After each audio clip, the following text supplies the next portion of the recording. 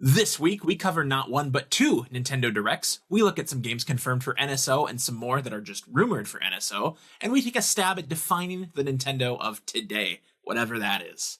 We'll tell you all about that and more because this is Podcasting with Power.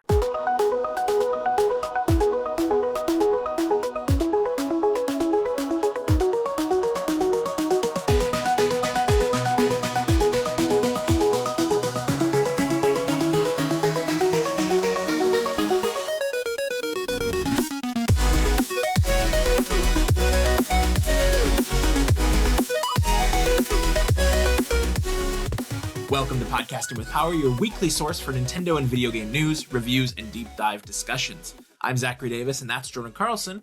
And if you like what we're doing over here, you can help us grow by tapping the subscribe button, leaving a comment, or following us on social media at Pod with Power. All the links you need will be in the description of this episode. Mr. Carlson, how are you doing this week? Oh man, I'm pretty good. I'm pretty good. Yeah, okay. I was pretty sick this week. Oh, okay. Feeling better though? Flu. Yeah. Okay, that's no good. No, I was out of work Monday and Tuesday. Sure, that was me a little while back, so I get that. Oh, you stomach flued it out too? Yeah, not this week. It was, I don't know if it was last week or the week before, but oh my god, yeah, dude, it was rough. It's going around, that definitely pesky norovirus. Okay, I guess. Yeah, it's a thing. Thought it was on cruise ships. No, it's out here in real life. It's got out. It's like Jurassic Park. But you're feeling better, I hope. Yeah. What about you though? How was your week? I was fine. It's been a stressful week overall. Not done yet, unfortunately. But I feel like I have started so many different games since we last met. All right. So right after we would have recorded last week, I would have started playing Escape from Ever After, which is that Paper Mario inspired thing that we looked at the beginning of the year. And it's really good so far. It is excellent. It's what you want from a Paper Mario game, and a good Paper Mario game at that. It's very, very Thousand Year Door. I also tried Terminator 2D, No Fate, which is cool. It's a short experience. There's branching paths and all that, but for those that don't know, it's like an arcade style, like Contra kind of shooter. That kind of follows the plot of Terminator 2, but it does, like I said, it has branching paths and there's some choices to be made and things like that. So that's cool. And then most recently, Dispatch, which just came out at the time of recording on Switch. It's been out, on PC and PS5 for a bit.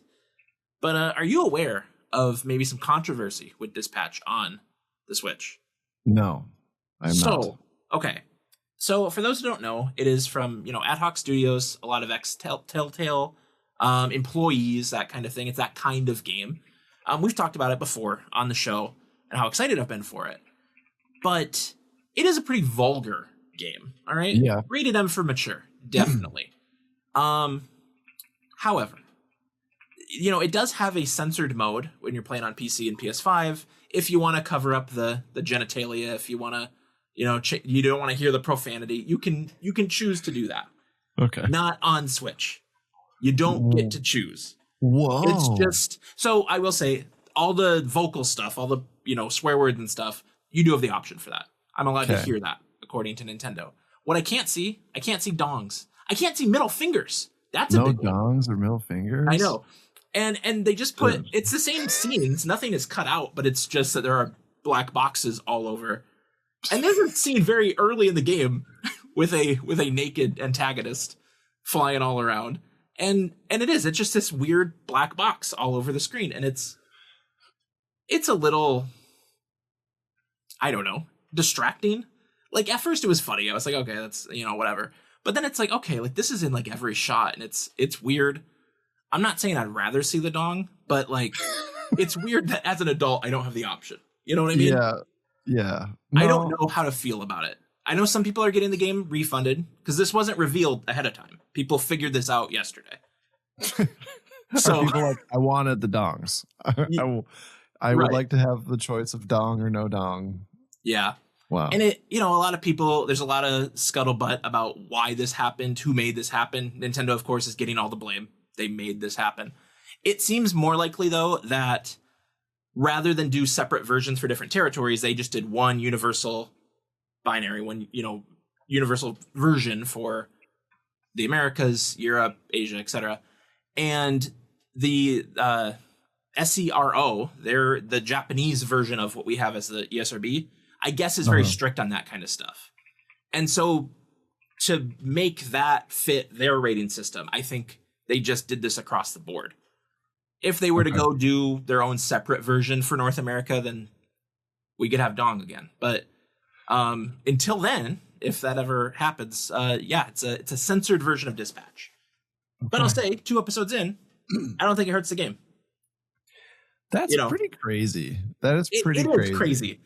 I don't know why it bothers me. That's not why I'm here, right? Sure. But it's a little distracting. It's a little much to, yeah. I mean, why would they just take that out? Like, why wouldn't there be a switch? I don't really understand that, I guess. Yeah. You'd think that possibly they could hide something like that in the parental controls, maybe, for like what you allow on the Switch. Yeah, I mean, and that very much is the case, right? If you had a child account on your Switch, you could, set restrictions that they couldn't buy or open those kinds of games, but... Right. So, like, no. There's already a guardrail in place to protect you against that. So we'll let it go through, I mean, my God. And, like, there's one scene that I don't even know I would have noticed the vulgarity in it had they not put the box in, right? There's a wide shot and somebody's butt is out. I assume. I can't see it, but I assume that in this wide shot, there's someone on the ground, their butt is out. But it's so small that I probably wouldn't even really pick up on that, right? Except that now there is this big black censored box on top of it. So it is what it is. I don't mean to go on a soapbox about it. I like the game a lot so far, and I'm going to keep playing it on Switch. I wasn't going to refund it and get it on one of the other platforms. I'm like, I don't need that bad, I need the dongs. I had to make a choice, and dongless is fine for this game, I guess. Have you played anything cool this week? Anything controversial? I'm still on Arc Raiders because I'm going to be on that forever. Sure. I feel like that game fucks.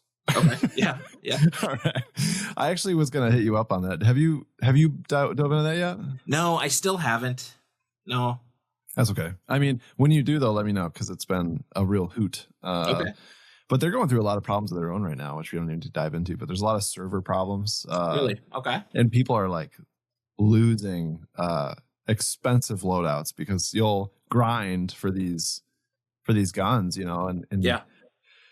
And right now they're having these issues where like you'll lag so bad you'll just get fucking steamrolled by an arc, like a robot, lose your guns, and you're like, what the fuck, man? Or you'll spawn into fight one of the queens, one of the giant robot arcs or something, and just get your shit absolutely handed to you and lose it. So there's a lot of stuff going on with Arc Raiders right now. I think it had something to do with like some hacks, something happened. Yeah, that's how it goes. Yeah. So anyway, but having a blast doing that. Outside of that though, DBZ Kakarot, really been enjoying that still. Yeah. And that's been I think that's just been consuming most of my time. I haven't really gone back too much to Octopath. I need to. So I was gonna ask I feel like I just have this perfect balance of games that I'm really enjoying right now. Yeah. And I haven't had that in quite some time, so it just feels really good. Like I'm in this good jive where I feel like I can just kind of start up one of those and I'm super content. If I'm feeling like I want to play a couple rounds of Arc, I'll jump on. And if I feel like laying on the couch and playing one of those games on the handheld, I'll do that. It's nice. It's real groovy. Yeah. Okay. I like it. Well, good. Okay. I wanted to ask you though, did you know the 40th anniversary for Dragon Ball was over the weekend? So no, not until I saw it. Of course, I knew the dates and all that, but yeah, it wasn't until I saw all of that stuff go on, all the announcements that I really realized that they were going to be celebrating it like that.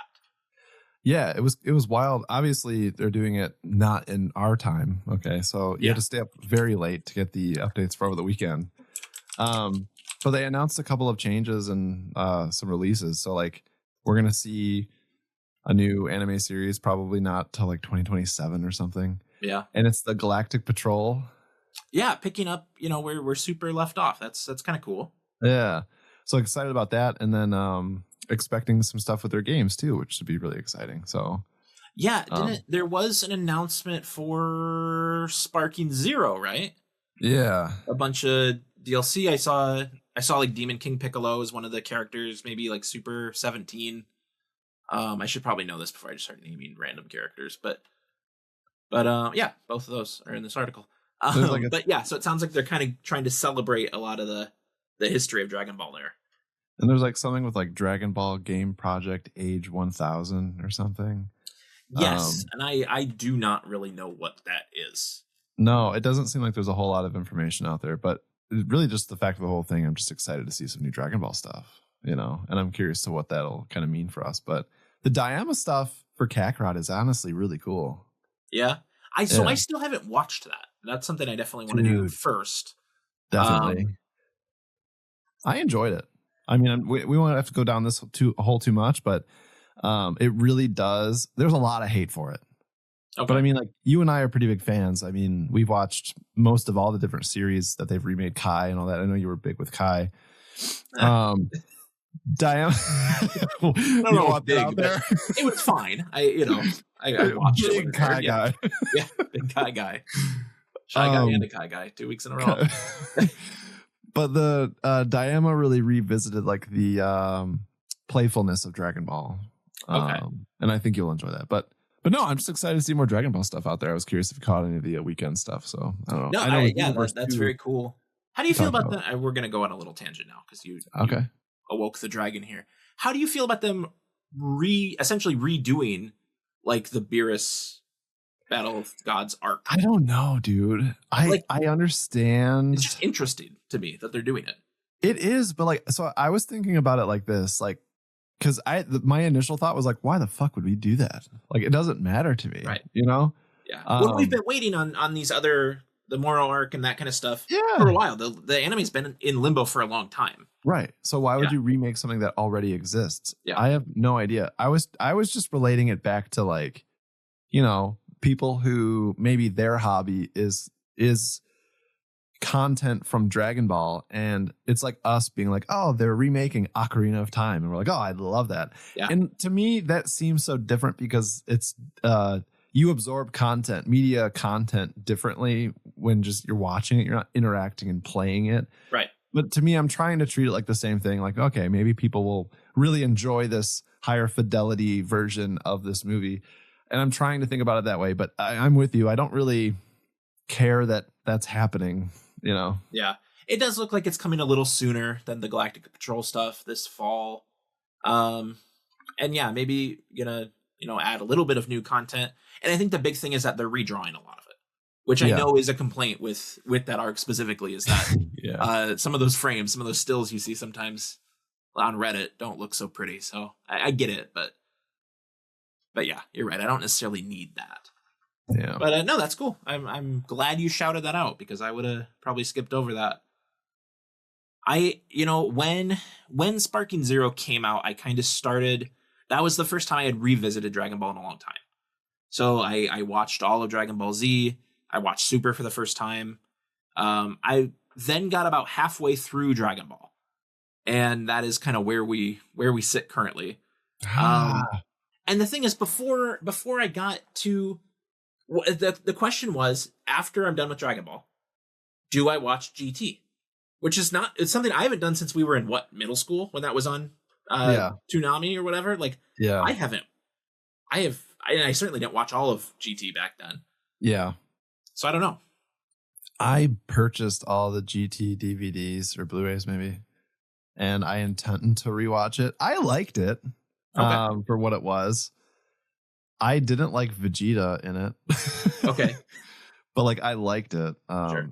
It was fun, but I do prefer Super so much more, honestly. Yeah. I mean, Super was great. It was. So good. Okay. Did we talk over the summer? Like, did I tell you I have the Ozaru Goku like tattooed across my entire stomach and chest? No, I was not aware of that. No. Would you like to show us? I'll drop a pic. I don't feel Okay. like getting through all this. Yeah. Sure. Okay. That's cool. No, I had no idea. Oh man, it's like you can kind of see Piccolo. Okay. Wow. Yeah, you can. Okay. I like it. Very cool. It's like meant to be like the manga page. So it's like Sure. it's all blacks and whites, but it's like the manga page. Yeah.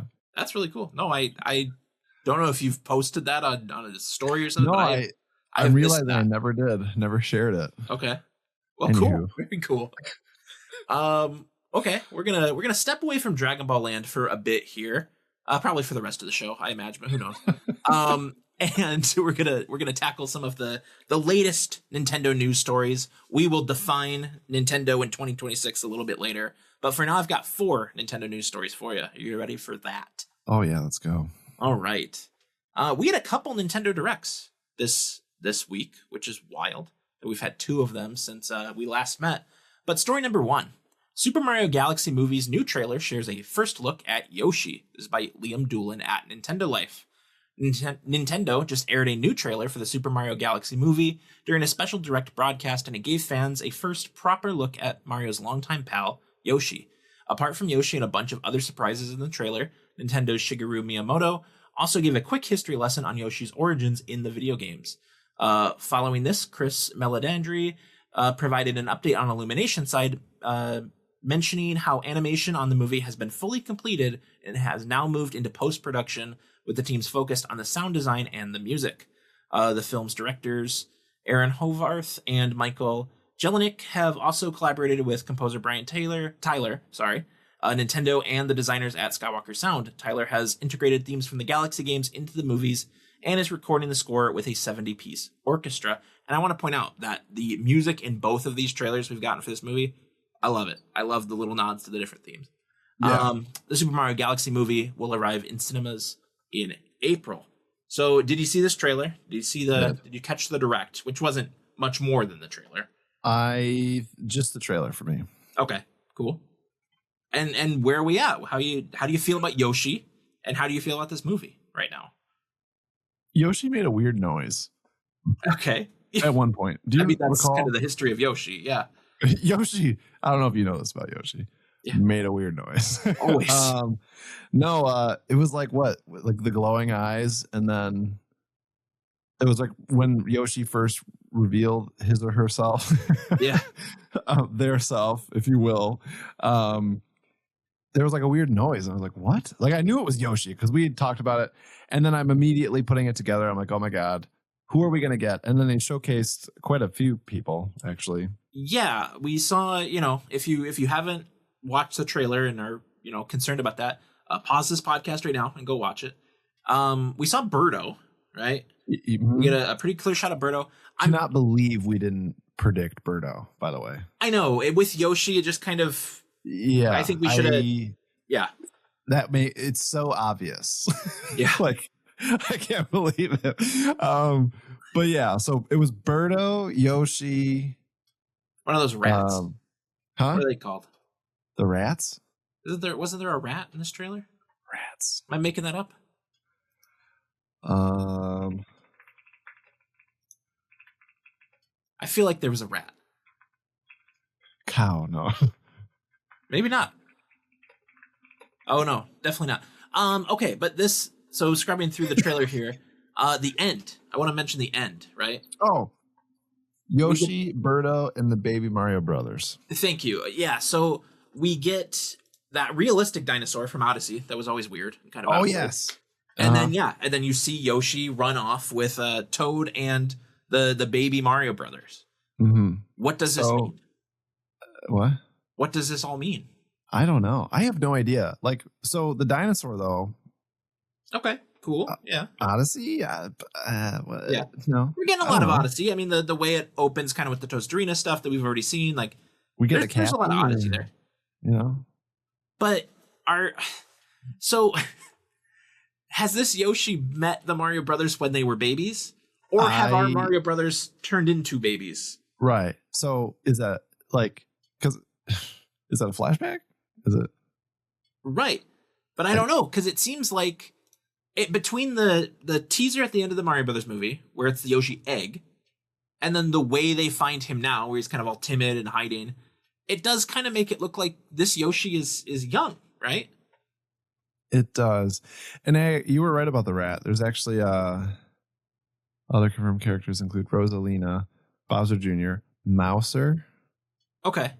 Mouser, so I guess whatever. Not a rat. That was the enemy Mouser and Claw Grip. And then showcase Luigi in a frog suit and a T-Rex. That's right. Yeah, we get the frog suit Luigi, which is fun. I like that. What the fuck is Claw Grip?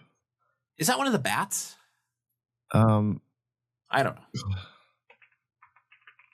I hate when I don't know this stuff. It's like a crab. Oh, yeah. You know. Yeah. Yeah. Okay. Always I did not catch on. I didn't digest that information when I saw the trailer. Claw Grip. So there's a lot going on in this movie. I think it's a concern people seem to have on the internet this week. Do you think there's too much? I don't know if I am so confident in Mario Galaxy information that I could accurately have an opinion on if I think it's too busy. Okay. I'm personally worried it's too busy, but I'm wondering how, like, if that even matters because of maybe I don't know, man. Like, because Mario is a series that has a ton of characters all the time. Yeah. So like, is it too busy? I don't think you could say, because like that's how that universe is. There's always, it's never just Mario. It's Mario, Luigi. Like, it's always a group. There's always a lot of people around. There's always a lot going on. Yeah. So like, I feel like maybe not, but I think the more accurate thing for me to contemplate would be, are we mixing too many Mario IP, like too many Mario entries? Right. Because it does. It seems like we're doing a little bit of Yoshi's Island now. We already talked about, stuff from Odyssey, stuff from Galaxy. There's a lot. I don't want them to give so much fan service that we lose grip on the plot. That's what I don't want. I don't want this to just be all Easter eggs. And I mean, I love Easter eggs, but don't make the whole movie just fan service. Like, I want a story, something that can be turned into more. Like, I'd love to see this universe, I hope we go in the right direction. I do think the first Mario movie did a good job of balancing all of that stuff. I think so. Like, you kind of have that scene that very much evokes Luigi's Mansion, right? But it's just that. It's one scene, and that's kind of it. And I think you might be onto something with the Yoshi's Island stuff. Maybe that is just a flashback that we see just to set up who Yoshi is, how Yoshi knows the Mario Brothers, and that's it. I don't know. But yeah, we will be looking forward to that one in just a few short months here. Story number 2 is another Nintendo Direct. This is everything announced in the Tomodachi Life Living the Dream Nintendo Direct. This is by Tom Phillips at IGN. Today's dedicated Nintendo Direct has revealed new details on Tomodachi Life Living the Dream, the next title in Nintendo's social sim series headed to Switch and Switch 2 through backwards compatibility. Not exactly Switch 2. So going through kind of the things here, we've talked about this game is not for us. We probably won't cover this game too much, but they dedicated a Direct, so we'll at least touch some of the main points here. Players will be able to set their Mii characters' dating preferences with a combination of 3 options, male, female, and non-binary. The game notes that players can pick one, more than one, or none. Your character's gender can also be set with the same 3 options, and there are a series of options and sliders to customize your Mii's voice based on its speed, pitch, and more. Memorably, the series' previous Tomodachi Life experienced a backlash over its lack of same-sex relationships, something Nintendo was forced to comment on after rumors spread online that they have been cut from the game, prompting commentary from late-night TV host John Oliver, who broadcast a skit featuring Mario and Link snogging. Snogging. I know, yeah. You can tell Nintendo Life is based to the UK every once in a while here. Notably, Nintendo then promised that if they did make another Tomodachi Life game, it would make it more inclusive and something that better represents all players, which it sounds like they have achieved here with this one. We've also got expanded character and island customization. Living the Dream begins with an empty island with a few buildings and only a handful of characters. Luckily, it also features plenty of customization options for your characters, islanders, and the island itself. Characters don't even need to be human. Teddy bears and aliens also feature. Much of this feels like a version of The Sims mixed with Animal Crossing, with the ability to mold your fellow islanders into friends or love interests, introduce other characters to each other, and sit back and watch bizarre storylines play out as your various inhabitants interact. And then, of course, we did get a release date. Today's presentation concluded with an announcement of the game's release date on April 16th, 2026. Tomodachi Life Living the Dream will arrive on the date for Nintendo Switch and will be playable on Switch 2. I'm going to take a wild guess here and say that nothing here is going to sway you on Tomodachi Life. But okay. But that April 16th date is interesting to me. It is one more date filling up this first half of the year. What are they planning? What else do they have for us? We got Yoshi in his fucking book, which is supposed to be spring, but we don't. That's kind of the only one now that I feel like is coming soon that we don't have a date for. Is that not the only one you're looking forward to? I gotta be honest. Yoshi's book is not for me, probably. Are you? What are you stoked about that's in the future here? Mario Tennis is the next thing, the immediate thing. Fair. Right. If we ever get a release date for Rhythm Heaven, that will be up there. And then at this point, I've become a Fire Emblem sicko. Based really just on that first game, so I'm looking forward to that. But I expect that probably August, September, something like that. Yeah. Okay. Yeah, but I'm curious. What else? What is going to fill that second half of the year? Yeah, I don't know. I don't know, but it better be something. Yeah, well, it better be something. Well, rumors are that we're getting. It was just a Nintendo Direct. Now it sounds like it's going to be a partner Direct next week. Oh, come on! But I mean So that's the thing. When Nintendo starts doing this, where they just start dropping random information, they're like Donkey Kong update, Mario Galaxy Direct, Tomodachi Life Direct. Like, it usually means they have something. It means one of two things: they have nothing to share, and they just gotta fart these little things out, or they have a lot to share and they don't want to waste time in a main Direct on more Tomodachi Life info, which I get. Man. Yeah. So who knows what we're gonna get? There was that like 3-week span this past fall, right, where we got like an indie showcase, a partner Direct, and then a Nintendo Direct all packaged together. So. I mean, we've got to be. We in February we should be getting some news. We have to be getting some Zelda news. 100%. Pokemon also, but handled separately. But still, Zelda. I fully expect Zelda and Pokemon news next month. Yeah, I do too. I agree. I am pretty confident on it. I am too. Yeah. And Pokemon's easy. We know that's happening. Zelda is the one that is more up in the air, but I do believe. Dude, I want to say, and I don't want to, again, I feel like I'm spiraling us a lot today. Okay. I don't want it to be Wind Waker and Twilight Princess anymore. Okay, well, from Leaker Nate the Hate believes it will be those. I know, and he's probably right. He probably is right. But we'll see. You're right. I mean, I definitely want those, and I've been wanting them for a long time. So I would accept that if that's what it was this year. But you're right. Something new would be cool. New or Seasons or Ages. Yeah, that'd be fine. I would love it. Yeah, that'd be great. Have we ever talked about like how we think they would package those games? No, because they can't release them separately. No, well, they can't release two $60 remakes, right? Together. Well, they could. It'd be like Pokemon. You just pick one. Because if we're being honest, like Pokemon is Pokemon. And the thing is, these are not the same game. They're not the same, but they're so similar. There's like two. There's a lot of items that are different. Huh? There are a lot of items that are different.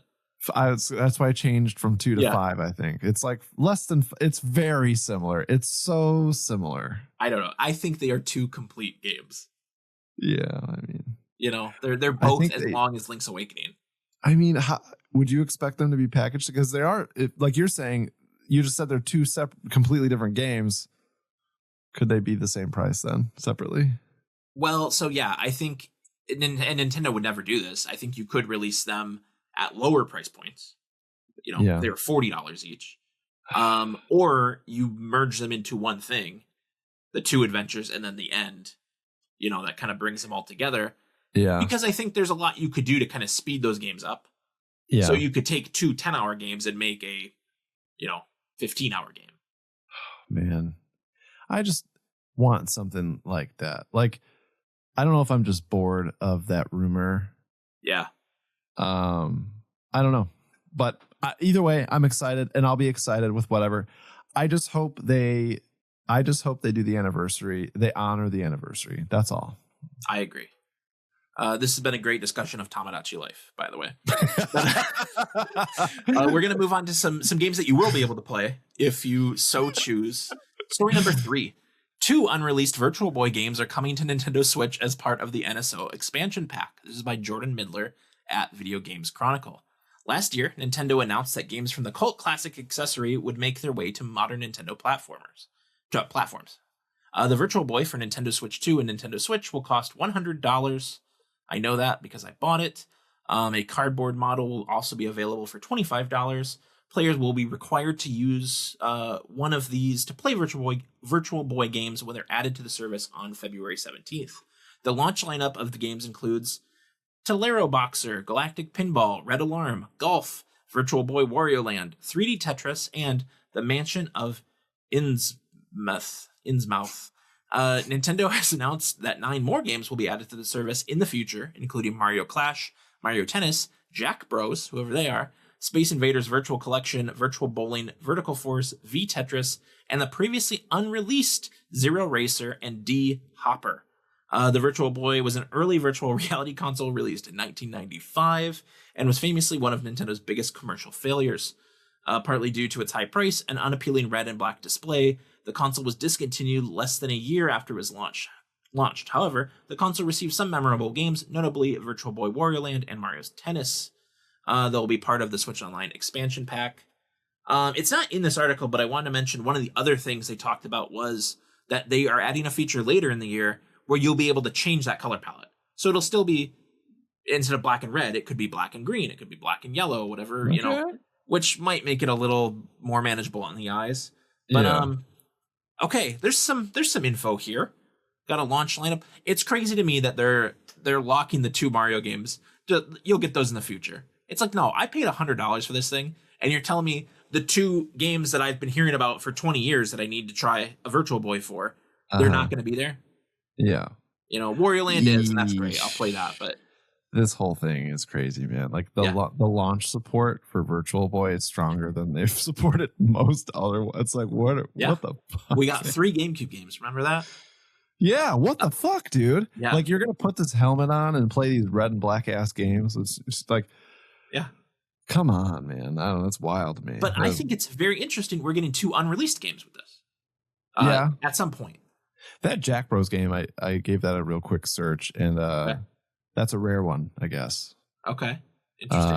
It looks like people are selling open completes, for like $3,000 online. Jeez. Okay. I don't know much about D Hopper, but I do know that Zero Racer was meant to be an F-Zero game. It is in the F-Zero franchise. So we're getting an unreleased F-Zero, which is a series Nintendo seems to want to support, but they want to do it in the weirdest ways possible. Okay. They're like, you want to play the SNES game with 99 people? Cool. You want to play an unreleased Virtual Boy game? Cool. They'll do anything but make a new one. Yeah. And that's fine. We got one in Nintendo Land. Remember that? It was probably the worst game in Nintendo Land, but that's okay. Yeah, I do remember that. Okay. Story number 4 might be a little more exciting for you. Walmart looks to have leaked 2 Nintendo Switch Online GameCube classics, and some fans think it's now over for a Metroid Prime 2 remake. This is by Tom Phillips at IGN. Walmart is advertising Nintendo Switch Online with a poster that includes several GameCube classics yet to be made available via the service. An image visible now on Walmart.com shows a library of Nintendo Switch Online Plus expansion pack titles, including the brilliant Pikmin 2 and Metroid Prime 2 Echoes, neither of which are currently playable on Switch 2. Metroid Prime 2 is of particular interest to fans, as some had speculated its release was deliberately being held back so Nintendo could sell a full remake of the game instead. The company launched a full Metroid Prime remake back in 2023, and has since made no comment about continuing to relaunch the rest of the classic trilogy. Now, with Metroid Prime 2 Echoes seemingly being added to the Nintendo Switch Online Plus Expansion Pass catalog, some fans have said their hopes of a remake have now dimmed. Others, meanwhile, have criticized the decision to simply re-release the game's original GameCube version when its Wii re-release included some notable balance changes. This points out as well, Pikmin 2 already got its own Switch remaster, also in 2023. This isn't the first time a retailer has leaked upcoming Nintendo Switch Online games before Nintendo itself has made them official. Back in October of last year, fellow GameCube edition Luigi's Mansion was leaked by Target just prior to Nintendo confirming its arrival to the subscription service. As expectations mount for a full Nintendo Direct in February, it may not be long until Metroid Prime 2 and Pikmin 2 are made official. We do have an update on this story since it originally was posted. Nintendo has now said it provided Walmart with the image that incorrectly showed Metroid Prime 2 Echoes and Pikmin 2 coming to Switch Online. In a statement to IGN, a Nintendo of America spokesperson has now stated that these games are not planned to release, currently, at least. Now, okay. Nintendo lies to us. They do, right? There's that famous one, I believe, with, is it the DS Lite? Where like, doesn't exist. We're not doing it. And then like the next day, boom, we're doing it. It exists. Yeah, no, they get caught. If it's like, if it's if it's absolutely true, they're like, Right. So these two games are interesting though, right? Because, like I said, Pikmin 2, you can just buy Pikmin 2 on your Switch right now. And it's a great version of Pikmin 2, and I recommend it. Obviously, yeah, it would make some sense for Prime 2 to maybe get that remastered treatment or some sort of port or something like that. And then, of course, we do always talk about Wind Waker we want the HD version, but the other one's there. Do you think this is going to happen? Are we going to get the GameCube versions of these games on NSO? I think we will, but we're not going to get it. Won't be soon. I think Nintendo got caught with their pants down, and they're gonna hold it. Like maybe it was planned to come out soon, and they're like, nah, we got to give them to them in September now. I don't know. I feel like I think they are gonna come. I think it's gonna happen. I just don't think it's gonna happen when it would have happened. Assuming this is true, I don't think it's so weird to jump right to Prime 2 because, like I said, we do have Prime Remastered. I do think it's weird to not put Pikmin 1 on the service before Pikmin 2. Yeah. That's strange to me. I mean, maybe they sent... I didn't see the image. Maybe... Okay. Yeah, maybe they sent something and they're like, oh, shit, that's going to look the wrong way. That could have happened too. I don't know. Yeah. I don't think it necessarily means we're not getting a Prime 2 remastered. There's some examples of it either way, right? Like Link's Awakening is on the Game Boy app, even though there's a remake. Mario vs. Donkey Kong, Advance Wars, those are not on the Game Boy Advance app, I guess, for both of those. Yeah. So, who knows how they're going to handle that, but I don't know. I would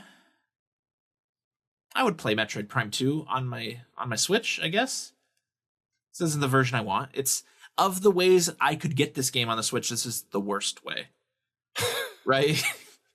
Yeah. It's not though. They point out it's not the Wii trilogy that had some balance stuff. It's not a remastered game. It's just that one, and that's fine. And I hate that, man. I hate that for the fans. Yeah, because you like that feels like you're at the store and you're like, Mom, can we please? And she's like, we have that at home. It's the whole we have that at home thing. Yeah, and you have the worst version of that thing. Like. That sucks. That really sucks when there's something you want and you get the not full version of that thing. I hate that. Right. And I mean, the worst version of these two games is, still pretty damn good. But sure. But you're right. There are better ways to play them. I actually have a secret story number 5 for you. What? That I wanted to make sure, and I'll make this one quick because it's not huge news for anyone besides probably the two of us. Okay. And this one I'm going to read from, again, Nintendo Life, Alana Higgs over there. Disney Afternoon Collection finally comes to Switch 1 and 2, includes 2 additional games. One of the strangest omissions from the Switch library, which launched on every platform but Nintendo's console in 2017. This was recently spotted on the ESRB rating board, and now it's official. And so originally, are you aware of this collection, Jordan? No, I just Googled it though. Well, it's a pretty cool collection. It originally featured DuckTales, one of the best NES games, DuckTales 2, Chippendale Rescue Rangers, Rescue Rangers 2, Darkwing Duck, and Tailspin. But now, for the Switch, we are getting 2 additional games. We're getting the SNES Bonkers, which I don't know if you're familiar with. I vaguely remember that. But the reason I'm including this story is for you, Goof Troop for the SNES is going to be part of this collection. Ooh. How cool is that? Dude, did we play that up north? I've never played Goof Troop. You've talked up Goof Troop quite a bit. Yeah. I have never played this one. I'm glad you remembered because I don't know that I've talked about Goof Troop super often. But yeah, what a fucking win. Yeah. I do have this collection on the Xbox, I want to say. And it's great. It's, they're NES games. At least they were then. And like DuckTales on that plays exactly how you'd want it to. It's an awesome experience. I'm definitely going to double dip on Switch, and I'll try Goof Troop for the first time. Heck yeah, dude. I wonder if will we have online? That I don't know. For the 2-player. 2-player is pretty clutch, dude. Yeah, I'm not seeing anything in this article about it. Because the puzzle solving, man. You put your hands, you're fucking walking around. Okay. And you're like throwing like sandbags at each other and you're like catching them and shit. It's super fun, man. That'd be a good online 2-player game. I would really enjoy that. This little write-up says that it's one of Shinji Mikami's first games. Shinji Mikami, of course, of like Resident Evil 4 fame. So okay. So that's a good lineage there. Wow. I'm sure I'll enjoy it. But that's still a little ways away. What's the release date on that one? February 26th. Okay. So we've got, about a month. But yeah, I'm excited for that one. And I did want to make sure that you saw it because, yeah, I feel like it kind of came in under the radar. Love that. I love that. A little bit of out this week. We have, this is one that, again, it'll be out by the time you guys hear this, but the Nickelodeon Splat Pack, which includes Nickelodeon Guts, Real Monsters, and Rocko's Modern Life, Spunky's Dangerous Day, which were all Super Nintendo games. That is already out now on the Switch 1. Then on February 5th for the Switch 1 and 2, we have Dragon Quest VII Reimagined. We also have Jimmy and the Pulsating Mass, which is like an Earthbound inspired game. That looks pretty cool if you're into Earthbound. That's coming to Switch 1. We have FPGP, which is 4-player Grand Prix on the Switch 1, also on February 5th. And on February 6th, you'll get Carmageddon Rogue Shift on Switch 2. It looks like you are probably looking at Jimmy and the Pulsating Mass. What are you seeing over there? Just Jimmy and his big mass, dude. Yeah, I love putting titles in here that I know are going to shock you. These are shock. This was a shocking one. I'm not gonna lie to you. I looked at this yesterday, and I saw that, and I was like, "I'll be highlighting that one for sure." Just counting on it. Yeah, it's cool. Well, it's something different. It looks like it's probably funny, which I like. Yeah, it's got that Earthbound Undertale style to it. I'm sure fans of that will enjoy it. So let's move to our topic this week. This one comes from you, with a little shaping, I feel like, from me. Yes. But do you wanna kind of take a stab at introducing this one? Yeah, I'll take a stab at it. I'll kind of talk a little bit about how I had pitched it to you, and then if you'd like, you can finish this off with the. You didn't like that wink? No, I don't. You could finish both of us off.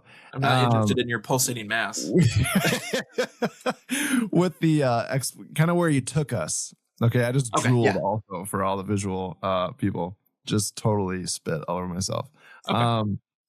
So I've been thinking, and I want to be clear too. I was actually kind of reflecting on this outside of podcast brain. I wasn't like thinking, oh, we should talk about this. It's just something that kind of like floated into my head over the last couple of weeks. You know what I mean? Okay.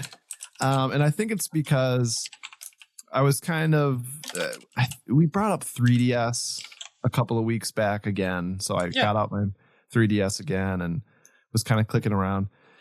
And I just, was kind of reflecting upon how much whimsy Nintendo used to have and how much fun everything kind of was to open up, not even to play, just open it up, browse around, click around, exist in, like it was a different kind of atmosphere. And I've kind of realized that I'm not saying Nintendo is just completely mature and everything's all adult now. I'm not saying that at all. I think there's things where it'll peek through, but it certainly used to be a little more playful. They used to be more playful. Yeah. So I kind of wanted to talk about that and how that's kind of changed over the years and where we might see it and kind of how we felt about that. Yeah, absolutely. It's tough, right? Because as we're looking at this, we have obviously grown up. We were Nintendo fans as children. We're now Nintendo fans as adults. So I think it's easy maybe to chalk it up to that. But I think you're right. I think there's a definitive kind of line. And I really liked this when you pitched it. It was kind of, how much has Nintendo changed? I'm like, well, let's try to define what Nintendo is now. But by doing that, let's look back and kind of see how we got here. So, I guess that is kind of my first question for you. How, outside of the whimsy and stuff, how do you remember Nintendo in the 90s, in the 2000s, even if you want to look at it into the 2010s? Right? Like what kind of words and adjectives do you think of when you think of that Nintendo compared to now? What kind of words do I think of? I think of bright colors, flashy, big statement, Okay. Yeah. I think have about written here on my list. That's the first word on my old list is bold. Bold is good. Bold is good because it's very showy. Like I think about that old Paul Rudd commercial that I love that they redid. Yeah. But the very first one, the old Paul Rudd commercial, the whole thing that our podcast is kind of named after. Now you're playing with power, absolutely. That whole campaign I remember Nintendo being this just like electric, vibrant, like a hub where you could kind of go and you had all these different adventures. Like I would have to say that like NES was my first experience and I'm happy and kind of proud of that. But that's because we were a little behind at first. Yeah. At the time. But I would have to say like Super Nintendo is when I was old enough to define a Nintendo experience for myself. So that's what I think of as that era. Okay. And that's what it was. It was very electric. You had Star Fox. I had Mystical Ninja. I had Mario. I had just all these very different things. And so it just felt like this place that you could go and just get lost in it. But it was so vibrant and just neon, crazy. What would you say? So it's funny, right? Because like one of the things you always hear now, to the point where it kind of drives me a little crazy, is that Nintendo marches to the beat of their own drum. I feel like when you look back at this era, Nintendo was very interested in being the market leader. Yeah. They wanted to get there before Sega. They wanted to get there before PlayStation. And I think in a lot of ways they did with, things like Mario World and Ocarina of Time. And, they definitely, I have that. Yeah, they were bolder back then and they were way more willing to take big swings with their hit games. You think about some of their biggest franchises, both Mario and Zelda, have these two explosive first games that kind of change the whole landscape, both of those games. And then they follow them up with games that are radically different. Mario 2 and Zelda 2. And in a lot of cases, things we maybe don't look at as fondly as the rest of the series. But they were willing to take pretty big risks with both of those games. And then, and then eventually we kind of got the next iteration, which was more refined and, Link to the Past and Mario 3. But I think of what you're talking about. It was flashier, it was bolder, kind of just a more edgy, like attitude focused era, especially through the N64 and GameCube era. I think we were getting, it was an answer to Sonic, right? Sonic's got attitude, so Mario needs to have attitude, and he needs to look angry on the cover of whatever game he's on, Mario Kart 64. Like, he wasn't looking angry before that, but now he was. And that's fine. I think back then too, like, in contrast, and we'll get to this later, I'm sure, but they were very iterative. We already kind of talked about Mario, right? You go from Mario 1 to 2 to 3 to World, and they just keep building on it, and they weren't afraid to build these big complex systems. One of my favorites is Super Metroid, which is kind of wild. It's you have so much control over Samus, but at the same time, it's a very open map. You don't necessarily know what you're doing most of the time. Like, you're just exploring and figuring things out. And the Nintendo of today, doesn't want to risk you not being able to figure something out. Yeah. They couldn't. Nintendo today couldn't make Super Metroid. They would never allow it to happen. Dread is a much more linear focused experience for that reason. And it's still a great game and it's awesome, but it's a very different way they develop things now. Well, like the pacing of everything, it kind of, and I don't know what kind of take this is, but it reminds me, this is very much the, like, I walked uphill both ways to school. And, like, it kind of reminds me of that, where like you're playing this game and you're like, I don't get it. And you're like, you don't get it. Right. You know what I mean? Like it didn't matter. Like, they would pace the game so confidently with the mechanics and like how, I think about Mega Man X2, sure. And how they introduce the enemies, how they introduce how you jump, wall jump, how you get hurt, what you can, how all that works, and like how intelligently that was laid out for us. Yeah. And then I think about games these days where it has to be told to us through dialogue, and it's like, no, it doesn't. Yeah. We don't have to do it like that. And like you're saying, it's just the expectation. It was a little bit more ruthless back then. You could get away with that more because we didn't have this expectation to be told everything. And I don't think, like, I don't know that we're going through like a renaissance right now of complaining about that. I think it was like, I remember seeing a video online somebody had made about like Arkham Knight just being plastered with dialogue of how to do this, how to do that. And they don't leave you alone. We've talked about that in like Pokemon Sun and Moon, at least I did. I was going to bring that up. Yeah. And like, it's just, you get pestered, and like folks like us who kind of had that upbringing, and I'm not saying we're any better than anybody else, but I'm just saying, like, when we were young, we went through that and played those games. You just, like you said, you can't get away with that anymore because the mentality is kind of shifted. The expectation is kind of different, it seems like. So like, the degree in which the difficulty is displayed or carries itself out, it's just, it can't be the same. And it's so frustrating, I feel like. And I think even new players feel that way too, Yeah. I mean, I think the biggest counterpoint, because I agree with you. I mean, you look at Pokemon Red and Blue, basically all that teaches you is like, hey, wild Pokemon are going to come out of the tall grass. And then a little while later, this is how you catch them. And that's kind of it. And you're right. And then you play Sun and Moon, and it is 5 hours of, very slow dialogue teaching you how to play that ultimately doesn't even really get into it all. It'd be one thing if they went through every type and told you this and how that works, but they don't do that. It's just a very slow way to teach you how to heal your Pokemon and do all that. But then, you look at a game, which at the time, very complex, like Ocarina of Time, right? Yeah. Which doesn't really explain a ton. Z-targeting, you go through the Deku Tree, and that is your crash course on how to play that game. Yeah. By the time we get to Twilight Princess and Skyward Sword, those first couple hours are just bloated with telling you how to do stuff. But now we've come full circle because you have Breath of the Wild and Tears of the Kingdom that I think do such a good job of integrating that early gameplay, teaching you how the new mechanics work, that it doesn't feel like work. The Great Plateau doesn't feel like a tutorial the first time you play Breath of the Wild. You're just exploring, and you feel like you have all this freedom, and you really do, because I mean that's a pretty big area. And then once you do kind of get those basics, then the whole game opens up. And I feel like they really figured that out with Zelda, which I love. Thank God. I'm glad we're there.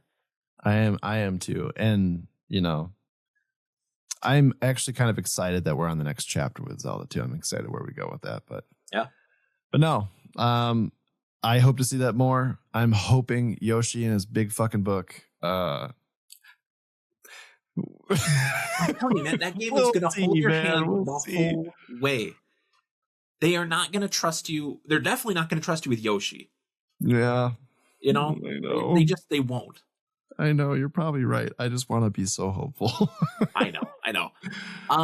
One of the other things I have here is kind of not as much game related, but I feel like back then they were way more willing and eager to directly interface with fans.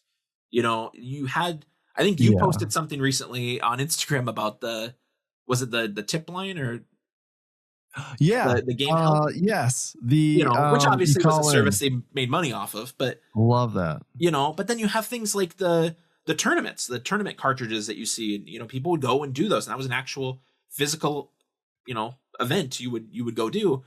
Things like Nintendo Power, and you would write in and you'd get responses and they'd be printed in the magazine.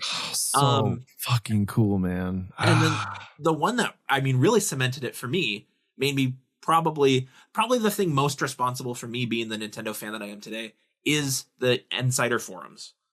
I was all over those things. I remember when it all collapsed and when there was kind of a mutiny, and then Nintendo just nuked the whole thing. They said, okay, we're done. You guys can't handle this, which was a bummer. But yeah, like that was so, because you would interact. They'd have trivia, they'd have things, and you would interact with actual employees from Nintendo and win prizes and Dude, go back and forth. It was very cool. What a golden time, man. Yeah, and like we don't have that anymore. No, I want Nintendo Power.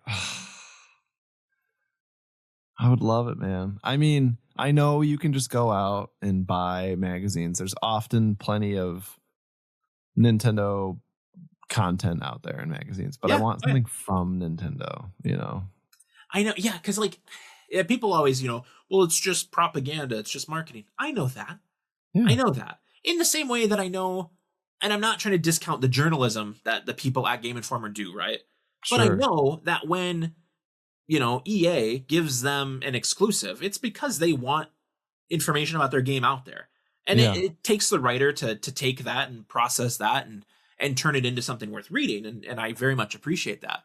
But, I don't really care that Nintendo is funding the thing as much because, those writers had personalities and those would shine through. The articles by this writer would be different than those by that. And well, dude, I mean, it was a consistent source of information that you were subscribed to. You were owed this. Yeah. And every time you got one, you got new content. You got new stuff to read about. You got something. Dude, like, I know they're paid. It's fine. Do I know that every single time I go to Meijer or Walmart or anywhere that the same shit is going to be in the Nintendo aisle? Yes. Do I still go there? 100% every time. I don't know why. I'm not going to buy anything. Well, I might. Last time I left with this. There you go. Yeah. I don't know why I do it. I have a little boo on my desk too. I can't help myself. But I'll walk through there. I'm like, wow, that's cool. It makes me happy to see it, So, yeah, dude, I want a magazine. And it's physical. It's tangible. I love it. And you kind of sparked something in me too here. Like, just the way they would disseminate information was so much different back then. Because you have that thing of upcoming releases in the magazine, and there would be stuff that would just kind of be rumored, stuff that Nintendo might have announced a title for, or even just referenced in an interview, and they would put it on that list. Yeah. So you had things like Zelda, like Tetra's Trackers was the one forever that used the Game Boys, and that was on that list every month for a very long time. And that game eventually, didn't come out, but that was a thing, and there would be stuff like that would just kind of live there forever, and then would be gone. I had this, man, I wish I had a copy of this or could find a copy of it. It was a little booklet that I got at either a Comp USA or a Circuit City. It was just there, right? A little buy the demo kiosk. And it had all the upcoming GameCube games in it. And I remember that was the first time I saw what became Star Fox Assault. It was, I think at that point they were just calling it Star Fox, and then it was Star Fox Armada, and then finally Assault. But it had, and even Wind Waker. This is before Wind Waker had the subtitle, and like seeing that in this little book and just being like, what is this? And I couldn't find any of that information online. You know, this is probably 2000, early 2002 that I got this thing, right? And yeah, just combing through it and seeing all this stuff, and it was incredible. God, and yeah, maybe that doesn't fit today because it is easy for us to just go online, pick up the news. But you know, we're going through this phase though right now.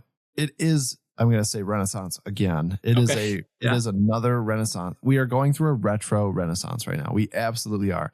And I think you could argue that this has been going on for some time, and you totally can. You know, I mean, it's been, people have been getting back into Game Boy and whatever for years now. But the thing is, though, is that we're seeing more companies. I think Mod Retro is one of them. We're seeing more companies kind of follow the footsteps of analog with the analog pocket, and we talked about the N64, the 3D, and all that stuff.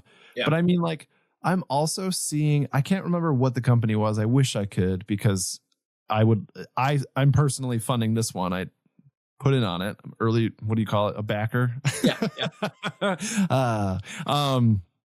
But it's for a magazine, backing a magazine. And I think that there's more of a market or a demographic, I don't know, for that now than there has been in the last 5 years. I think we're climbing towards that. I think people want that, and there's a craving for it. Yeah. And sure, there might be a little bit of like just a trendy kind of thing to it.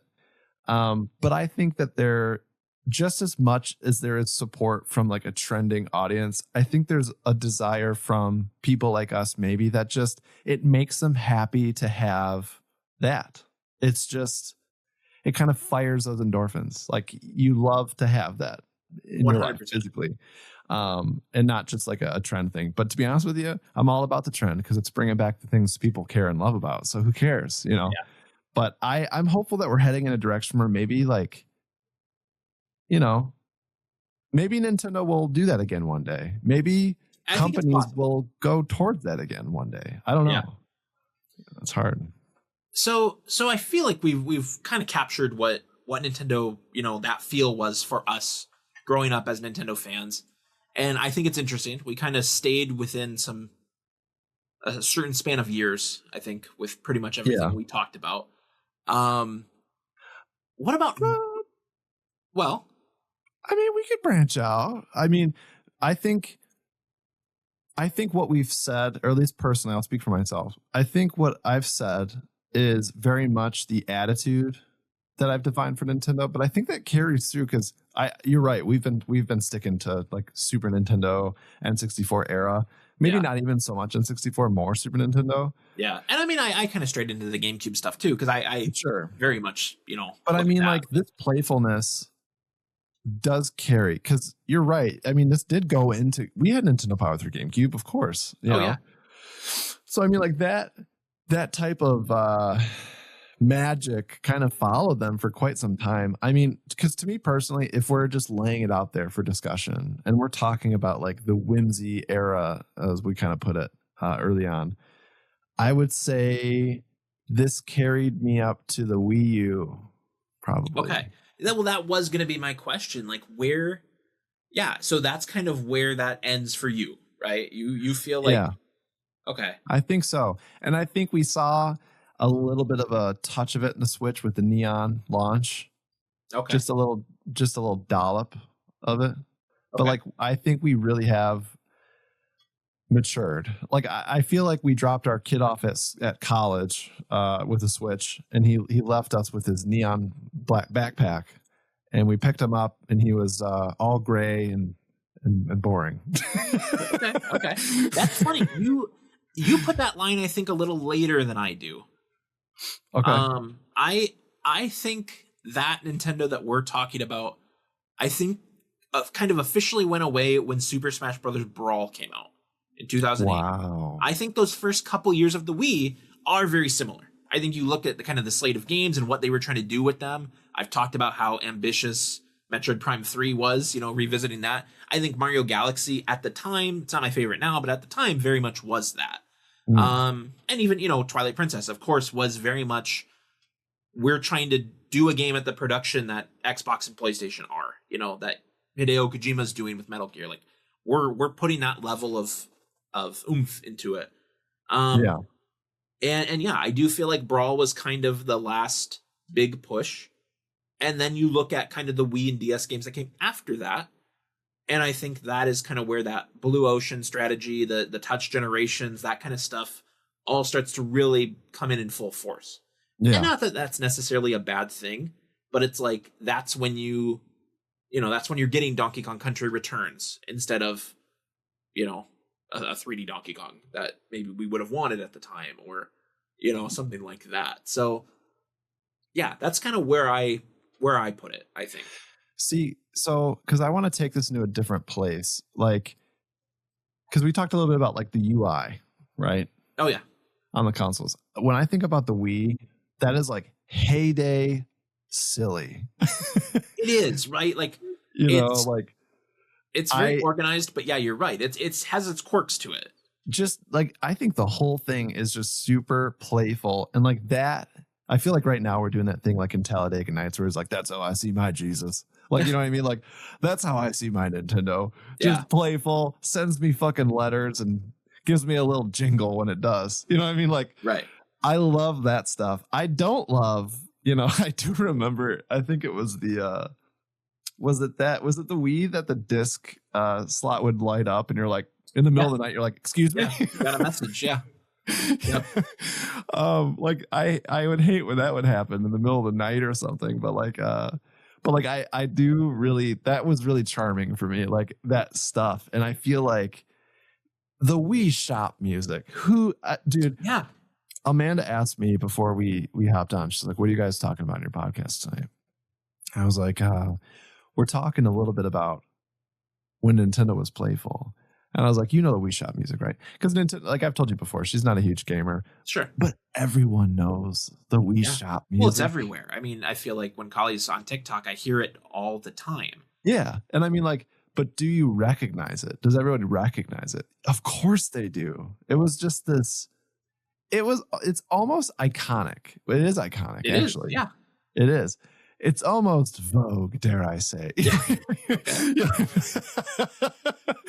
So like, it's just like that's just the heyday, man. You know, one of the best selling consoles of all time. I think obviously Nintendo can say that a couple of times, but yeah, there's just something about it. And I mean, like we saw that in to me, the reason I go up to the Wii U though is because, you know, the 3DS and the DS, like you saw that too, you know. Yeah. A lot of places. Yeah, like the DS, you know, launched and PictoChat is right there on the front. Yeah. Up a DS, right?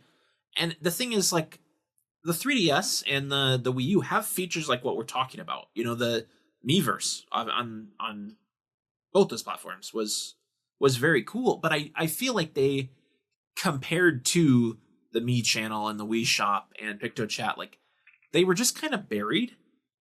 And so I don't associate them the same way I do with some of those features we're talking about on the Wii and DS. Yeah. Even though, yeah, you're right, they're there and they were cool and quirky. When you think about PictoChat, is there anything in your brain that's like, did Snapchat come from PictoChat? Was Snapchat thought up? Like, did the creators of Snapchat, were they ever like, man, you remember PictoChat? You know what I mean? I mean, I don't know. I remember the novelty of PictoChat when it came out. Sick. The early DS era to me is kind of defined by the track team in our middle school. And I remember playing it with a lot of those guys, right? And we, you know, when you'd sit there and you'd wait for the coaches to show up, we'd all play, you know, Mario 64 DS or whatever, Metroid Prime Hunter's First Hunt. And we'd play those, and we'd play those on the bus. And sometimes you would PictoChat. And I feel like that didn't last very long, but the novelty was there and it was fun. What a core memory that is. Yeah, definitely. God, man. Yeah. I love it.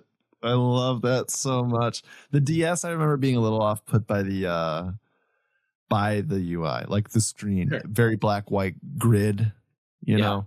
To me, it was like, it was very industrial. I mean, I don't think I'd really spent a lot of time in Excel at that point, but sure, gave me those feels. It has a very like corporate kind of dystopian look to it. You're right. It does. But yeah, it seemed to kind of get away with it in a way that not everything does. Because it still had all that weird charm and, you know, just weird noises. I mean, it like chirped and like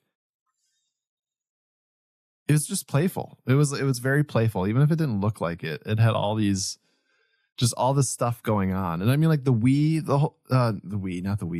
the Me stuff. Yeah. Like, it's weird how I feel about the Me stuff because I've never been a Bitmoji guy. Okay. I dabbled, and for anybody who doesn't know, because I fucking hate this stuff. I remember, like, I guess I dabbled with it, and then I deleted it. I was like, this sucks. Sure. But you create like it's Snapchat, right? Was that Snapchat that did Bitmoji? I think they were Snapchat. Yeah. You create a little cartoon version of yourself for anybody who doesn't know. And the Me is very much that exact thing, except it's like your little avatar represents you in the Nintendo universe, and it follows you around between Wii and 3DS and not the DS actually, just the Wii and the 3DS, right? And the Wii U. Yeah. I think.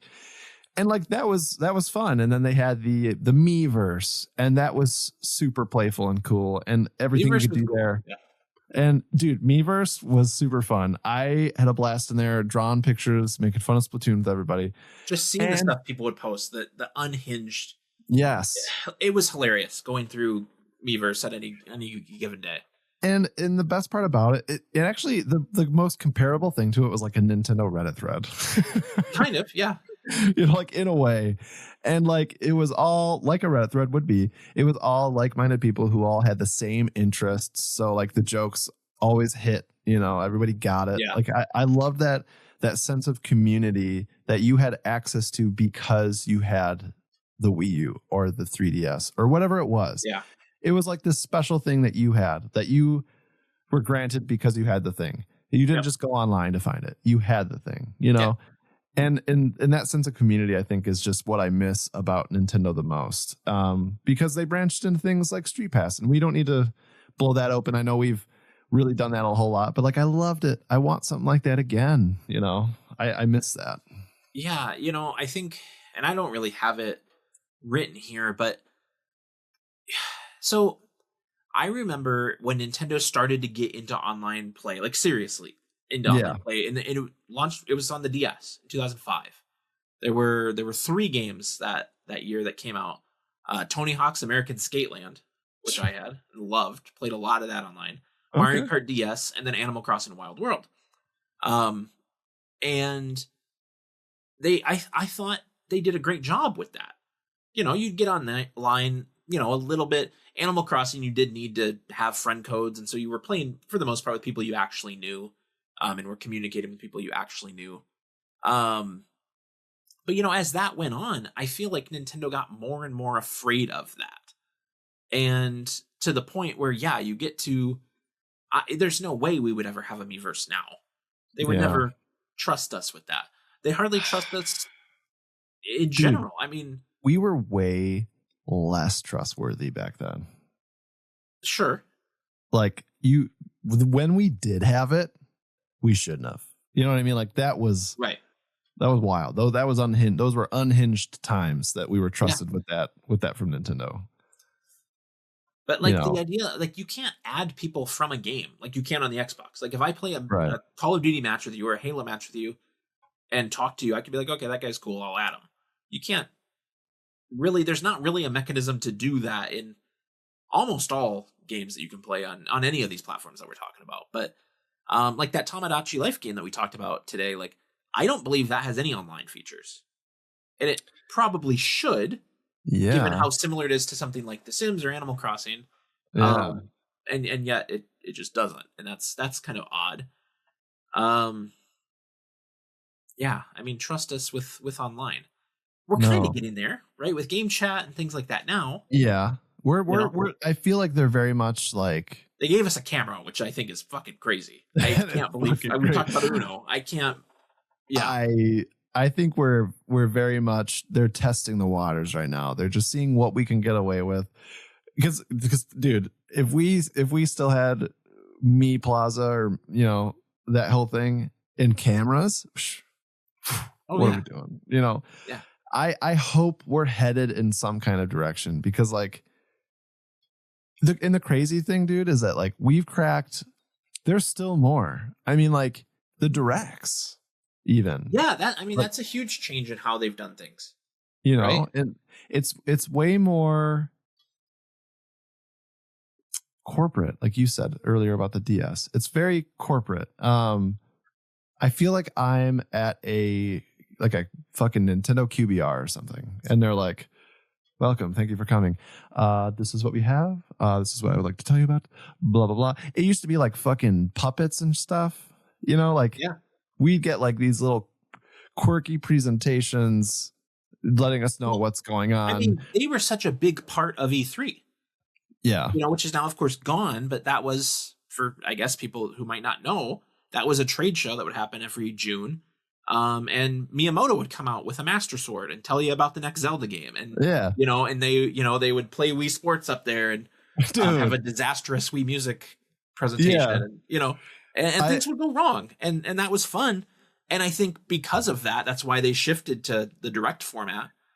Which is fine, but like they still, I feel like the Iwata era had more playful stuff. Oh, like the puppet thing, I think about the puppet thing was my biggest example for the directs. Yeah. And like Reggie was always funny too. With his quirks and his quips and all this stuff. Like I feel like we were more playful. Things were a little more playful and fun. And I had fun watching it.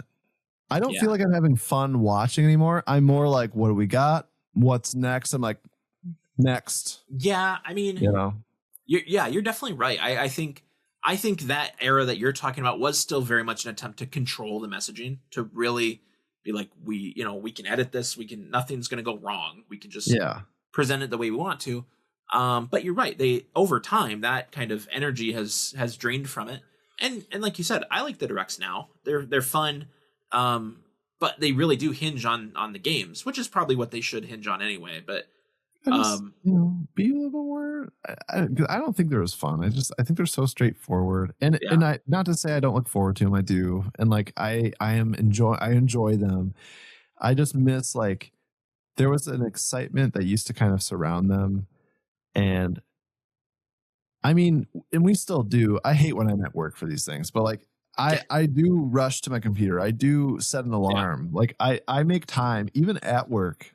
I will make time to go find a spot in the office and go sit and enjoy myself and watch this thing, because that's a part of my life. I love it. Yeah.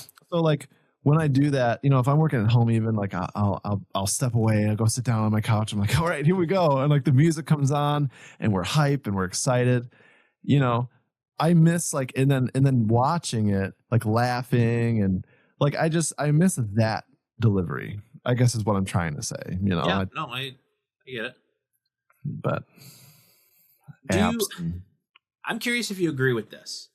I feel like a big part of their messaging and just kind of the way they design products now and market their products, they are way more willing to tap into their nostalgia, their legacy, than they were back then.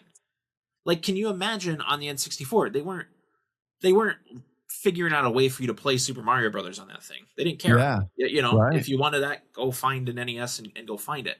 Now, it seems like so much of the Nintendo brand is the classic content. Yeah. And what, you know, people have their opinions about the Virtual Console and NSO and the subscriptions and all that, and I get all that. But I mean, even things like we got, what was that called? It's back there on that shelf. It's like NES Championship Edition, Switch Edition. I don't know. You know, it's the that Champion Switch. It's not NES Remix like I want it to be, but it's, you know what I'm talking about, right? Yeah, I know. And it's like that's just a full ass game they put out, right? And it's full ass, just very much a nod to the NES, and that's cool, and we love that kind of stuff.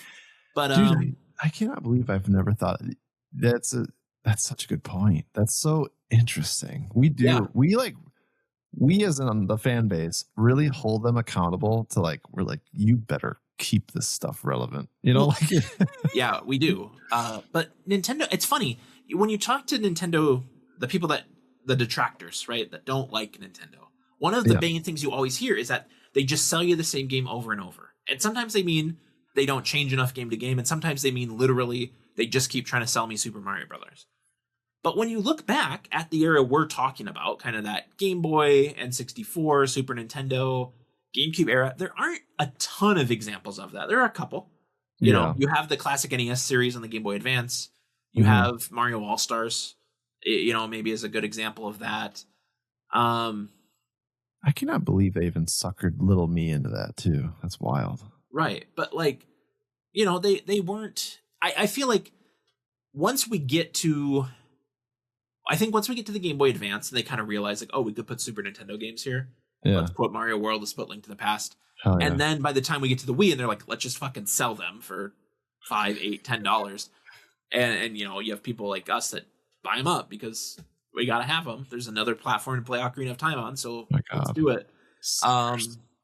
Yeah, I think they really started to crack it there. But like I said, you would never, not that we had directs, but if Nintendo had an E3 presentation in the N64 era was like, okay, we're porting Super Metroid to the N64, you'd be like, why? Like, no, I'm playing state of the art games like Death Force Gemini. Why am I playing that? You know, and that's probably what it was. That it was a turning time. We had more happening. Like there was a huge shift in what the product was that we weren't concerned about that. It makes sense. I think we look back a lot more. The other thing I have here, I mentioned, you know, back then they were way more willing to take big swings. Yeah. I feel like now, like the branding, and don't get me wrong, I like a lot of the stuff that comes out now. I know you do too. But like, there's a kind of a cohesion to like Mario, right? Like, you know what Mario's going to look like. I don't know what the next 3D Mario game is, but I have an idea of what he's going to look like. And I know what all the enemies are going to look like. And I know what the backgrounds are going to look like. I know what the music's going to sound like. Like, you know, and that wasn't the case back then. You know, Mario 1 to 2 to 3 to World to 64 are all radically different games with radically different tones and feels and looks. And that's not the case anymore. I mean, that's kind of why I think the new Super Mario Brothers games went away, because they were just so clean. You know, they were just so sterile. That's the word I'm trying to find. Like, that's a perfect word. Yeah, a perfect word for that. And I think we're finally away from that. I think Wonder is a step away from that. I think Odyssey obviously is a step away from that. Yeah, but Wonder did a great job with that. I'm so excited for the re-release of Wonder. Yeah, we're getting close. But so do you feel that way? That I feel like when we hear something news coming out from some franchise we love, I feel like it's very rare that we expect it to be like this big departure anymore. Yeah, I would agree. No, I think that's a great point. I don't. My expectation is so wildly. It's so evolving. It's always evolving. I feel like, because nowadays we are. Like you were just kind of talking about, we moved from sterile Mario to I don't, what would you call it now? Did you have a word? Potent. Well, no. What? I don't know. Bold. Vibrant. You know, bold like and brash. Yeah. No, I don't know how I would describe it. Just it is. I guess whimsical is kind of maybe the best way. Whimsical. Wonder does feel like there's whimsy to it. Whenever you find a Wonder Flower. You wonder, like, what is it going to do eccentric this time? It's, groovy. It's a little groovy. It's very groovy. Yeah. Very experimental. Wow, it is. But anyway, what I'm trying to get at, though, is I think we're entering a time in which we are expecting change a little bit in art. And I mean, like I was just saying a little bit ago, I'm excited to see where Zelda is headed next, and I'm fully expecting, whether I'm right to or not, I'm fully expecting an art change because it's a new thing. I think it's a new thing. We're entering a new story, whatever. So probably going to look different, and I want that. Yeah. Okay. So Mario, though, on the other hand, I'm not really expecting too much of a change because I'm expecting it to be kind of a answer to Odyssey. So because I'm expecting that Link, I don't think the art's going to change all too much. When we talk about Zelda, if it's 2D, I'm expecting a little bit of something, but I might more Link's Awakening maybe. They're the remake style. I don't know, but like I feel like depending on the circumstance, I do think we are quick to assume that there's going to be something kind of shiny and new, and we used to be afraid of that a little bit. Yeah, I mean, Wind Waker was the big one, Wind right? Waker. When people saw that for the first time, they lost their mind. I remember hating it as a child and then quickly changing my mind. But once you play it, you realize it's excellent, right? But I mean, that was a very popular opinion back then that this looks like crap. Why would they do this? Right. And I love it, man. Which I would have never thought that of myself. I love not knowing what they might do next. Like in the art style way. And I'm so more than ever open to those ideas and would have a good time because I think that we're seeing that next generation, I don't know what to say, the next group start to be able to make those choices. And I'm kind of excited to see what they have to say and what they have to do, especially with what's her name? She just we were talking about her a couple of weeks ago. Took over Bowser. Tabata, right? Who's taking over for Tanabe with Metroid Prime and Paper Mario? No, Nintendo as a whole taking over for Doug Bowser. Devin Pritchard, the new Nintendo of America president. Yeah. Yeah. So like just kind of a new like regime of things. You know, like who's to say what could happen? You know. I like that. I'm excited. I think that is a very optimistic viewpoint, and I hope you're right, because I think that's great. I don't have a lot of faith that the next Zelda is going to look different. I think it'll be in a different setting. I think we'll have some new feature to it, you know. But no, I think this is how Zelda's going to look now. You know, at least for a while. And I'm okay with that. I'm okay with that too. I mean, we'll see little enhancements here and there.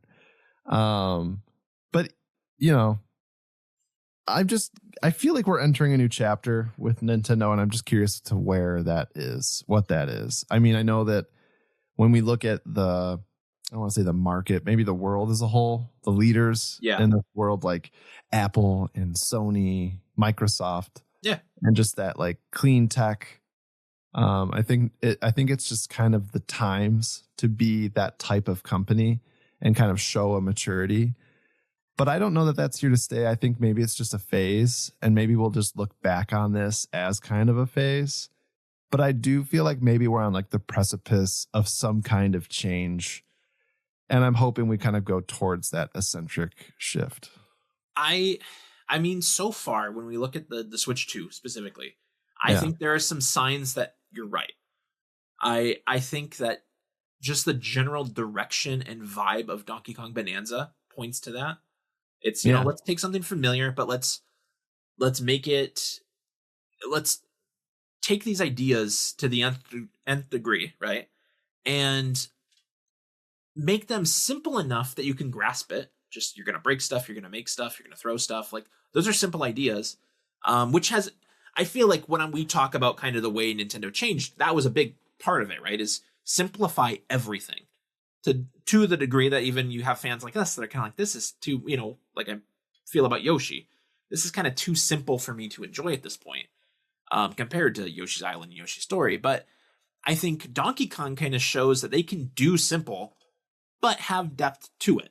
And you can go as deep as you want. And I think even the Zeldas do this to a degree. You know, anyone can just pop that game in, find stuff, explore, find something to do, find a weapon anywhere. It could be a stick, and have fun. Or you can spend 200 hours in it, you know, find every shrine, do all the puzzles, you know, find all the little seeds, Korok seeds. And I think that kind of informs. And then the other one that I think really points to the openness to the whimsy again is Kirby Air Riders. Okay. They let Sakurai do that, right? They asked Sakurai to do that, actually. They said, hey, we want you to do this again the way you do it. And he went all in. And I don't know. I think that's a good sign that Nintendo leadership is at least looking to kind of recapture that early GameCube vibe of let's try new ideas and let them be what they are. I mean, I have to imagine that Nintendo product management is out there. They know about the N64 and how that's making, a comeback. Yeah. In more than one area. I wonder what that means. I wonder what they're thinking. I wonder what they're going to do with that information. Yeah. I mean, to your point, it's not for us, but if Tomodachi Life is even a little bit of a success, oh my God, why can't I say that? Success this year, I think they're going to look at that and go, okay, this is a weird ass game and people are eating this up. I think if they can, if Mario Tennis Fever can do numbers, I think they'll look at that and go, okay, we really put some time and energy into this. We made it more like a classic Mario Tennis experience with all the bells and whistles. Maybe this is what we should be doing. I hope Pokopia? So. Pokopia? Yeah, okay. Well, so there you go. Pokopia, I think, is a step in the wrong direction, personally. But I hope it does well, and I hope the people that want to enjoy that game get to enjoy that game. But yeah, that's kind of the wrong vibe, I think, for Nintendo as a whole. Dinkum. Dink. You can't even tell me what Dinkum is. I saw something about it like over the weekend, and immediately I just like went right back to that direct. It was like, oh my God. So I guess then, yeah, kind of the question here. Do you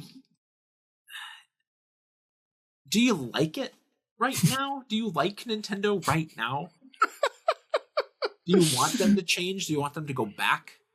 Or are you just okay with where we're at right now? I will always love Nintendo, and I do right now. Sure. But I hope we go back. I think that we're a little lost right now with the type of company we hope we want them to be. They are being.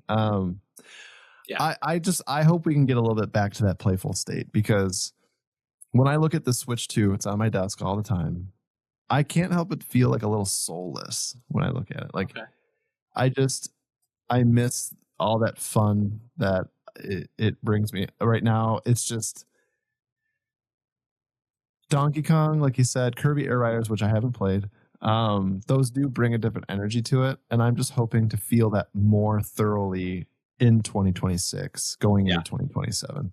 Okay. So yes, I love Nintendo, but I hope we take a more playful step into the rest of the year. I agree. I think they need to. I mean, we know the realities of business. We know the realities of the world and how bleak that can be, right? And just the fact that, these things are expensive. The Switch 2 is probably going to go up in price this year at some point, right? And that's just the reality of business and where we're at. But I want Nintendo to make up for that with the software and the whimsy and give us some eShop music, for crying out loud. Like, there are things you can do that would go such a long way to make it feel so much less corporate, so much less of a money grab, right? Like, I'm going to spend money in the eShop. I'm going to spend money on this device. Just make it a little fun to do. Give us fucking themes. Themes. That would be a great one. Sake. Yeah. My God. Still don't know how that hasn't happened. Yeah. Sell them to us like you did on the 3DS. Like, dude, I'll buy them. Yeah. I don't care. $15 I'll pay. Oh, whoa, okay. I don't care. No, you should care a little bit. You should care a little bit more than that. But okay. I mean, that's who Nintendo is in 2026, right?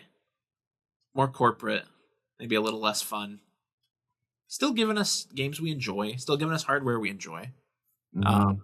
But yeah, something's been lost, and I think we both, I can speak for both of us when I say we want that back. We need to circle back, find the North Star, Nintendo. Yeah. Well, we can hope. You out there listening, watching, whatever you're doing with Podcasting with Power, it's your prerogative, I guess. But you should let us know what is that golden age of Nintendo for you, and if it's not now, why is that, and what would you like to see them do to kind of recapture that magic? You can there you go. Okay, you can. Jordan is flashing his Game Boy for those audio listeners out there, which is not a euphemism. It is just a Game Boy. But yeah, hit that subscribe button if you're looking to help us grow and enjoying the show. Leave a comment, follow us at Pod with Power on all the social media. Like I said early, that's in the description. Until next time, I am Zachary Davis. That's Jordan Carlson, and this has been Podcasting with Power. Bye-bye. Bye.